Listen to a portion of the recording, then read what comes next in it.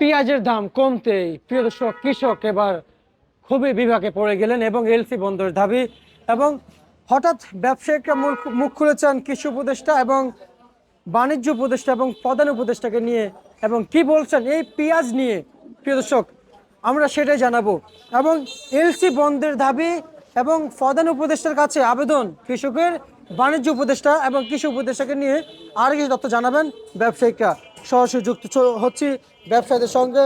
আসসালামু আলাইকুম। ওয়ালাইকুম সালাম। কেমন আছেন? আলহামদুলিল্লাহ ভালো আছি। আপনার এই মেসেজ আলহাজ ভান্ডারে পেঁয়াজ আসতেছে এবং আমরা শুনতে পাচ্ছি বর্তমান বাংলাদেশের যে অবস্থান এরকম অবস্থান ভারতেরও কোনো এক সময় ছিল, কিন্তু ভারত আজকে উপরে চলে গেছে পেঁয়াজ দিয়ে, কৃষি পণ্য দিয়ে।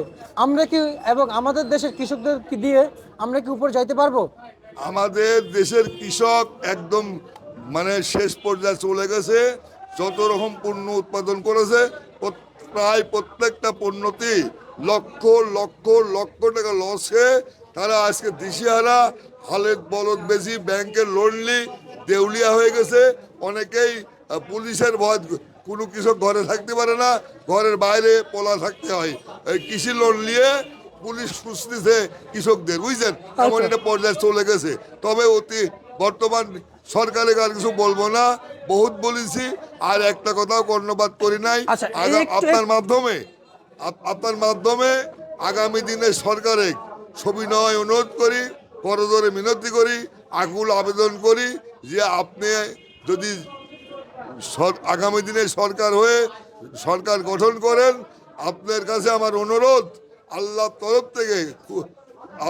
থেকে অনুরোধ, আপনি কোনো দিক না তাকালে অন্তত এই যে 1,23,00,000 কৃষক আজ যে অবহেলিত হয়ে দেশে শোষিত হয়ে এই দেশের কৃষকের রক্ত শুষি খায় অতীতের সরকার, সিবি রক্ত খায় অতীতের সরকার, বহির্বিশ্বে যায়, ইন্ডাস্ট্রি করেছে, মার্কেট করেছে, বাড়ি করেছে। আপনি ওই কাম করেন না। আপনার কাছে আমার সবিনয় অনুরোধ, আগামী দিন আপনার সরকার গঠিত করতে পারলে আপনার প্রধান কাজ হবে এই দেশের কৃষি বিপ্লব ঘটানো। কারণ হচ্ছে ভারতে 72-73-এ ভারতের লোক ভাতের মার খায় জীবনযাপন করেছে।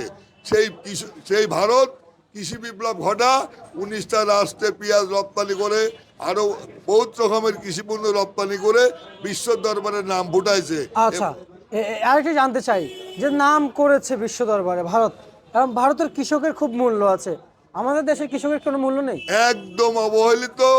একটা নৌকার মাঝির যে দাম আছে, একটা রিক্সাওয়ালার যে দাম আছে, কৃষকের সেটা মূল্যায়ন হয় না। আচ্ছা, আমি আরেকটু জানতে চাই আপনার কাছ থেকে, যেহেতু মূল্যায়ন আছে, যেমন ভারত এবছর মনে হচ্ছে আমাদের দেশের যে বাণিজ্য উপদেষ্টা আছেন কিংবা গভর্নমেন্টের মনে হচ্ছে পায়ে ধরলো যে পেঁয়াজ নেন, আর আমাদের দেশের সরকার তাদের কৃষকদের দেখে নিয়ে আসলো।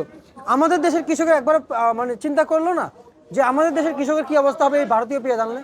চিন্তার মানুষের দেশে নিয়ে দেশপ্রেমিক বলতে নাই। আজ যদি দেশপ্রেমিক থাকতো, বুঝলেন, আজ দেশপ্রেমিক থাকলে আজ কৃষকের এই দশা হয় না। আমরা লক্ষ লক্ষ ব্যবসায়িক এবং লক্ষ লক্ষ কৃষক আত্মনাদ করে বলা হয়েছে, অনুরোধ করে বলা হয়েছে পেঁয়াজ আমদানি করবেন না।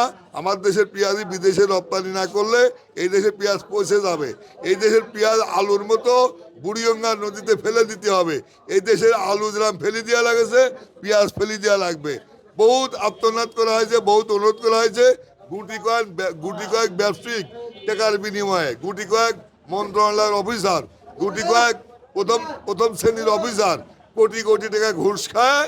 আপনার 25 তারিখে যে অনুমোদন দিয়েছে সেটা চলবে 16 তারিখ পর্যন্ত, আর 28 তারিখে যে অনুমোদন দিয়েছে এটা চলবে জানুয়ারির 1 তারিখ পর্যন্ত। এটা কোটি কোটি টাকার ঘুষ খায় ব্যক্তির স্বার্থে গোটা 1,23,00,000 কৃষকের বুকের বার পা তুলি দিয়ে টাকা লুটিলেছে। আচ্ছা, একটু জানতে চাই, এখন তো উপদেষ্টারা আছেন, ওনারা কিন্তু দীর্ঘদিন থাকবেন না, আর যেই সরকার আসুক সর্বোচ্চ 5 বছর, এটা সে আগে থেকে 90 দশক থেকে সবাই জানে যে যে সরকার আসুক 5 বছর। কৃষক কিন্তু সারা বছর, তার আয়ু যতদিন ঠিক উনি ততদিনে কৃষি পণ্যের সাথে জড়িত থাকবেন। সেই অনুযায়ী কৃষকদের তো আমাদের সাহায্য করা উচিত, এটা দেশের কর্তব্য, দেশের দায়িত্ব। দেশ কি সেই কৃষকের দায়িত্ব নিয়েছে? না, মোটেও দায়িত্ব কোনো সরকারই নিয়ে নাই। আমি কোনো দায়িত্ব কৃষকের দায়িত্ব না লিয়াই তো কৃষকের এই অবস্থা, কৃষক আজ অবহেলিত। আমি যদি ব্যবসায়িক না হয়ে, আমি যদি পেট নীতি না করি, আমি যদি রাজনীতি করতাম, আমি যদি এমপি হতাম, আমি ক্ষুধার কসম খেয়ে বলতেছি, বাংলাদেশের কৃষকের পাশে আগে যারা কৃষি বিপ্লব ঘটা, বাংলাদেশের সোনার মাটি, সোনার খনি, পৃথিবী এমন কোনো কান্ট্রি নাই, এই দেশের মতো মাটি কোথাও নাই। এই দেশের কৃষকেরা সব রকম পণ্য উৎপাদন করতে পারে, সব রকম কৃষি পণ্য উৎপাদন করে নিজেদের চাহিদা মিটা, বহির্বিশ্বে রপ্তানি করে কোটি কোটি ডলার সাশ্রয় করতে পারে, কিন্তু কৃষকের পাশে দাঁড়ানোর লোক নাই। আচ্ছা। আজকে তেলের দাম 122 টাকা, আজকে বিদ্যুৎ 15 টাকা ইউনিট, আজকে সার 42 টাকা, আজকে 200 টাকা আউন্স। তাহলে কৃষকের পাশে কে দাঁড়ালো বলতো? কৃষকের গলা টিপে হত্যা করা। আমি যদি এমপি হতাম, আমার জীবনের প্রতিজ্ঞা থাকতো, বুঝছেন? আমার জীবনের প্রতিজ্ঞা করতেছি, আমি কিংবা আমার কোনো ভাই এমপি হলে, কোনো আমার বন্ধু এমপি হলে, আমার দলীয় লোক এমপি হলে, আমি বলবো কৃষকের পাশে দাঁড়ান, কৃষক বাঁচান, দেশ বাঁচান। আচ্ছা, তো সেখানে যেহেতু আমাদের কৃষকদের চাচ্ছে না সব কৃষকের টাকা ফলানো, এই সমস্ত পেঁয়াজ কৃষক পরিশ্রম করে ফলিয়েছে, তা এখন কি পরিমাণ দাম পাচ্ছে পেঁয়াজে? এখন যে দাম পাচ্ছে পার কেজিতে 12 টাকাতে 14 টাকা লস নিয়ে কৃষকেরা ঘরে ফিরতেছে। আচ্ছা। 1 কেজি পেঁয়াজ উৎপাদন করতে 48 টাকা 50 টাকা খরচ, বুঝলেন? জি। আর 1 কেজি পেঁয়াজ বিক্রি করতেছে আপনার 36 টাকাতে 40 টাকা, পার কেজিতে 10 টাকার থেকে 12 টাকা লোকসান গুনি নিয়ে ঘরে যাচ্ছে। আচ্ছা। এবং ঘরে যাও শান্তি নাই। কৃষি লোন নিয়ে পেঁয়াজ লাগাইছিল, সেই লোনের জন্য কেস হয়েছে, বাড়িতে ওয়ারেন্ট হয়েছে, অনেক হাজার হাজার কৃষক বাড়িতে ঘুমাতে পারতেছে না এই কৃষি লোনের জন্য। আচ্ছা, যেহেতু দেশে পেঁয়াজ আছে, দেশে পেঁয়াজ থাকাকালীন যে আপনি যে আমরা তো যেহেতু জানি যে ঘুষ খেয়ে নাকি এলসি করেছে, তো সেই আমদানি করা সেই এলসি পেঁয়াজ সেগুলো বাজারে কত চলছে কাকা? যে পেঁয়াজ ঘুষ খায় ব্যক্তি, গুটি কয়েক ব্যবসায়িক, গুটি কয়েক অফিসার কোটি কোটি টাকা ঘুষ খায় এই দেশে এলসি আমদানি করেছে, তারা এই পেঁয়াজ একবার এলসি হয়েছে, সেটার তারিখ হচ্ছে 16 তারিখ পর্যন্ত, এই এই এই মাসের 16 তারিখ পর্যন্ত। আবার যে 28 তারিখে অনুমোদন দিয়েছে লক্ষ লক্ষ টন, সেটা আসবে আপনার 31 জানুয়ারি পর্যন্ত। এরপরেও আবার অনুমোদন দিতে পারে। আচ্ছা আচ্ছা আচ্ছা আচ্ছা, আপনার এই আড়তে, আপনি তো একজন মানে আড়তের প্রতিষ্ঠাতা, আচ্ছা, আর শ্যামবাজারের মানে একজন ব্যবসায়িক। আর আমি যদি বলি, আপনার ধারণা কেমন যে আসলে সেই এলসি সর্বনিম্ন কত চলছে? সেই এলসি 40 টাকার থেকে 50 টাকা বিক্রি হচ্ছে। এলসি না মুড়ি কাটা?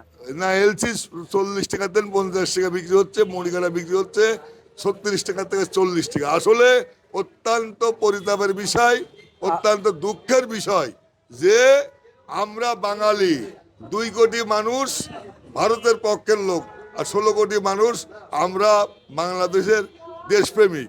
আমরা আসুন ভারতের পেঁয়াজ প্রত্যাখ্যান করি, দেশি পেঁয়াজ খাই, দেশি কৃষক বাঁচাই। আসুন আমরা 16 কোটি মানুষ দেশপ্রেমিক, চায়না রসুন না খায় দেশি রসুন খাই, দেশের টাকা দেশে থাক। দেশি রসুন কত চলছে? দেশি রসুন 72 টাকা থেকে 42 টাকা, আর চায়না রসুন? চায়না রসুন 120 টাকা থেকে 130 টাকা। আর আলু কত টাকা বিক্রি চলছে? আলু বিক্রি হচ্ছে পুরানটা 7 টাকা থেকে 9 টাকা, নতুনটা বিক্রি হচ্ছে 18 টাকা থেকে 24 টাকা। আর আদা কত চলছে? আদা বিক্রি হচ্ছে কেরালা 103 টাকা থেকে 5 টাকা, চায়না বিক্রি হচ্ছে 110 টাকা থেকে 120 টাকা। আর আপনি বলেছেন এলসি 35 থেকে 50, এলসি 45 থেকে 50 টাকা। আর উপরে কত? উপরে 52 55 আছে, 60 আছে আচ্ছা, উপরে? উপরে। আচ্ছা আচ্ছা, বুঝতে পারছি। আসলে আমরা সবাই মিলে কৃষক বাঁচাতে গেলে আমাকেও শপথ নিতে হবে, কৃষক বাঁচাতে গেলে আমাকে শপথ নিতে হবে আগে। আমি 16 কোটি মানুষের একটা মানুষ, আমি তো আপনার ওই ভারতপন্থী না, আমি বাংলাদেশি লোক, দেশপ্রেমিক আছে, মাটির পায়ে মায়া আছে, দেশ আমার, মাটি আমার। আসুন আমরা ভারতের পেঁয়াজ প্রত্যাখ্যান করি। এই দেখেন দেশে কি সুন্দর পেঁয়াজ উৎপাদন হয়েছে, আমরাও পেঁয়াজ উৎপাদন করতে জানি, আমরা আলু উৎপাদন করতে পারি, আমরা রসুন উৎপাদন করতে পারি। আমার মাটির মতো মাটি পৃথিবীতে নাই। আসুন বিদেশি জিনিস প্রত্যাখ্যান করি, দেশি জিনিস ব্যবহার করি, দেশের টাকা দেশে থাক, দেশের টাকা দিয়ে দেশের কৃষকেরা বাজারে বাজার করুক, ছেলে পেলে লেখাপড়া